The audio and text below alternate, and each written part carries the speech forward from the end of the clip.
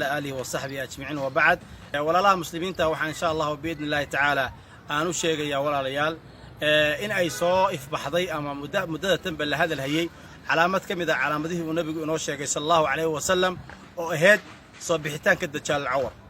ولا سعتان دجال العور حديث فربضن أي النبي صلى الله عليه وسلم كجور رمى قصدي سا هسه هاته وحامانتا سعد له أركي أو العضي أو سعدان الله أركي mid ka mid ah calaamadihi uu nabigu inoo sheegay salawaatullaahi wasalaamu calayh nabigu wuxuu yiri markii aakhir zamanka la gaaro waxa soo bixi doona ninkaas oo ilcawaran isla markaana sheegan doona inuu yahay ilaah ninkaasi ummaddu fasaadin doona dad badan baa raaci doona dad badan buu leen doona wax badan buu kharibi doona laakiin waa ka mamnuuc in uu galo Makka iyo Madiina ilaahay ayaa Makka iyo Madiina markasta difaacda isla markaana markii uu meel kasta soo kharibay ayuu wuxuu isku dayayaa buu yiri nabigu sallallahu alayhi wasallam inuu galo magaalada Madiina مدينة مركو دبعين وقالوا أيه وحول لكم يا دجال العور يقوم كمركان للسعودي مقالده عيدا مفر بدن أي كوب جداميين إسلام مركان وسنجلي كرين مركا يدعى على تاسي ولا ليال وحو فورا يا بور كم إذا بورها مقالده كوني ذا كيال وحنا كو أراندونا قوم كي سبع ليري مركو مقالده جلي كرواي أيه وحو كتو سياد قوم كيسي ميل فوق بور تشيدا أيه وحو أراندونا دجال العور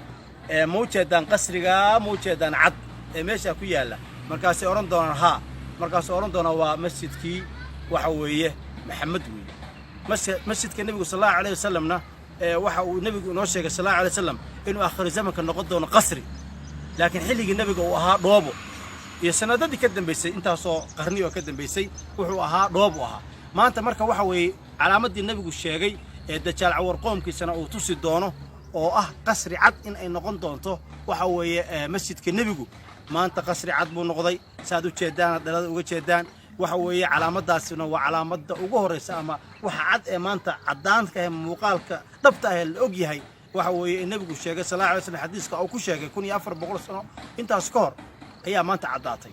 marka walaalayaal waxaan idinka codsanayaa in aad xifdidaan 10 aayadood ee ugu horeysa suuratul kahf qofkii xifdiyo 10 aayadood ee ugu horeysa suuratul kahf ma la kulmayo dajal cawar sharkiisana waa uu ka magan geliyaa ilaahayna waxa weeye isaga iyo dajal cawar waa uu kala magan gelinaya marka 10 aayadood ugu horeysa suuratul kahf xifdiya qof kasto 10 aayadood xifdiya ilaahay sharkiisa waa uu ka magan gelinaya una si sheer galay walaalihiin walaalayaal fiidiyowgan qof kasto fiidiyowgan ummadda muslimiinta iyo walaalahood gaarsiiyana ilaahay subhanahu wa ta'ala waxaan uga bariyaa inuu sharka dajal cawar iyo fidmadiisa ilaahay ka magan geliyo inaga idinka waa ilaahayna ka magan geliyo ilaahay subhanahu wa ta'ala وwaxa weeye qof kasto muslim oo khayrka si sheer gareeyana ilaahay waxaan uga barnaa subhanahu wa ta'ala inuu isagana ubadkiisa iyo maalkiisa iyo naftiisa iyo ehelkiisaba uu ka badbaadiyo sharka dajal cawar waa wax muhiim ah in la isku baraarujiyo calaamadaas oo calaamad maanta muuqata ah oo loo wada jeedo waxa weeye waxay cadeynaysaa soo bixitaankii dajal cawar in ay soo dhawaatay taana waxaanu kaga badbaadi karnaa sida nabigu inoo sheegay sallallahu alayhi wasallam in aynu xifdino 10 aayadood ugu horeysa suuratul kahf marka saasa inoo ballan insha Allah سينا شير قرية وانوغا ولكن شمس الدين مكاوي السلام عليكم ورحمة الله وبركاته.